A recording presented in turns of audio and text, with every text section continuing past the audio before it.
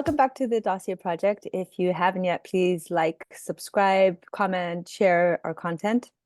Today we're going to talk about the second trait. We did a challenge back in January and we came up with 12 traits that we thought made a DOS woman. So the second trait that we're doing this week is kindness.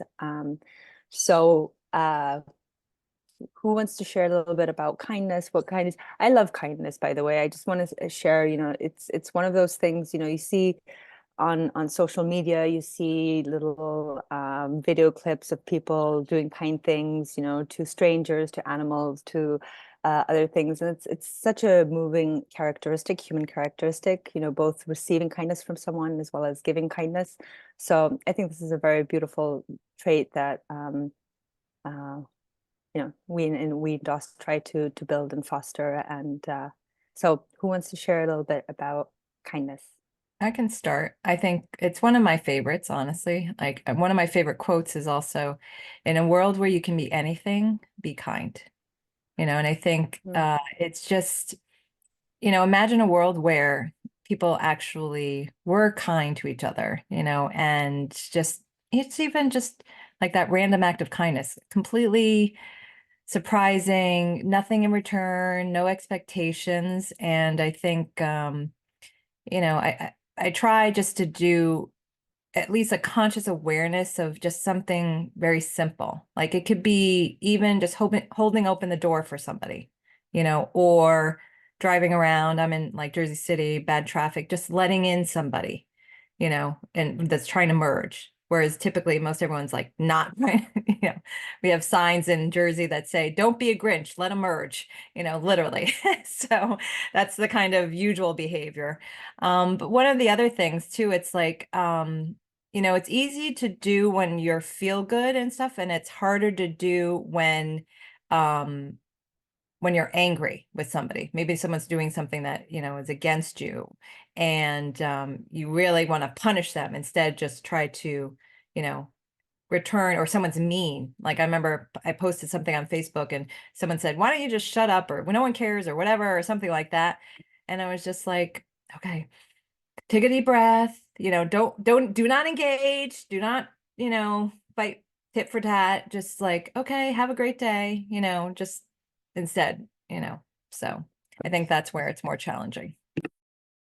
Kindness nearly always has to have a certain amount of inconvenience or discomfort in it. Like there's an aspect of like there's nothing for me to gain. It's easier for me not to do it. Someone asks me for a ride and it's easier for me just to go home and like not take them home because I want to get home and I'm tired and da, da, da. For me, like the kindness really feels like the doing something that really you don't need to do. It's not your obligation, it's not anything like that, but you're doing it despite it being easier not doing it. You're doing it because despite it being an inconvenience in a way. And I agree the thing with also, it's harder doing it with someone that you don't feel comfortable with. Like I had last week, someone here in the neighborhood, they set a fire and it's very dry and windy here. And so like it spread and there was a lot of damage and there was a lot of, side effects from it. And they came over and, the whole, like a lot of the community are very angry with them, justly. And they came over and then just said like, I want to talk, and in my mind, I was like, I don't really want to spend time with you right now. I'm kind of, also irritated with you. And like, I'd rather stay upstairs and do my stuff. But I also, then despite that, I went downstairs, brought them some water, chatted to them for half an hour, and sat there, even though I wasn't gaining anything from it other than maybe feeling good about it or feeling it's the right thing to do. But there wasn't any direct benefit for me or gain. Yeah, I also like the fact that kindness is really, and I think this has to do a little bit of what you guys are talking about, like with being in discomfort or uncomfortable. I think it really does go into what is the best thing for the other person. Like we're truly kind when we are able to see what the other person needs or wants. And, sometimes that might be something that we also, it might be easy for us, it might come natural, but sometimes it doesn't. And I think that's a really beautiful trait, to be able to just see the other one the other person and be like, okay, what do they need right now? And just like silly things sometimes. What you were talking about, Linda, I remember that I was once in a bus, and there was someone who, they had like a very grinchy face, and I'm sure something happened in their day, and they were not having a good day. And I was like, what, if there could be something that I could do in order to help them, just have a laugh, or at that moment I thankfully had a piece of chocolate with me, and most people like chocolate. So I remember offering the chocolate, and it helped them. Like, at least in that moment, their demeanor changed, and I was like, oh, I felt good, because of course it's when you do something kind, and I think that you get reflected onto the others. Like, if someone did that to you, you would feel like, oh, something, someone did something for me. And I think that's like the beauty of this particular trait is, I think most of us really want to be seen.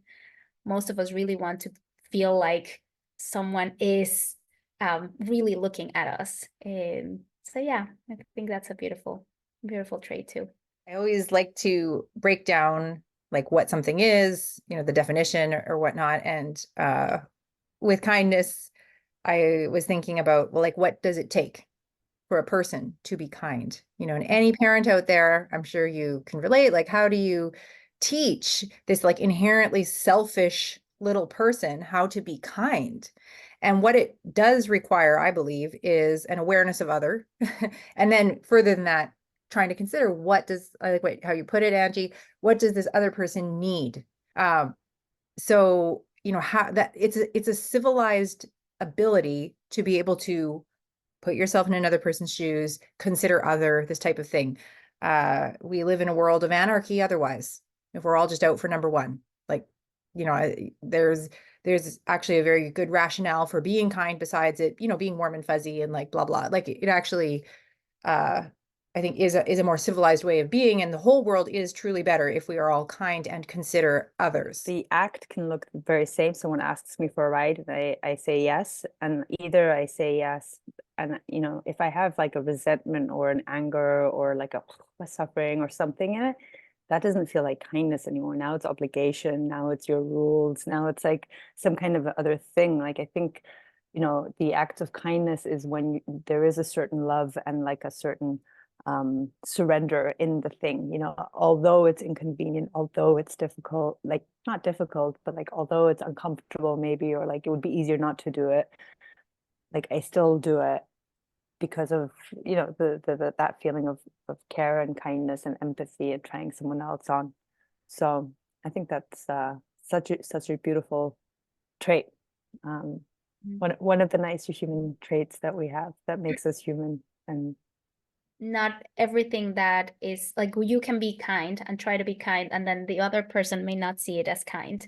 That can also happen, because if you're really seeing the other person, and from your perspective, of course, but maybe child rearing is a great example, but that could also happen. As child doesn't necessarily think that not letting them eat sweets is kind, but it is. And it's that's a great discussion. I think we're going to probably do another deeper look into kindness and then this month at some point. But please share with us, acts of kindness that you've done, that you've experienced, what it's like for you. Keep an eye out for us. Thank you. Thank you all.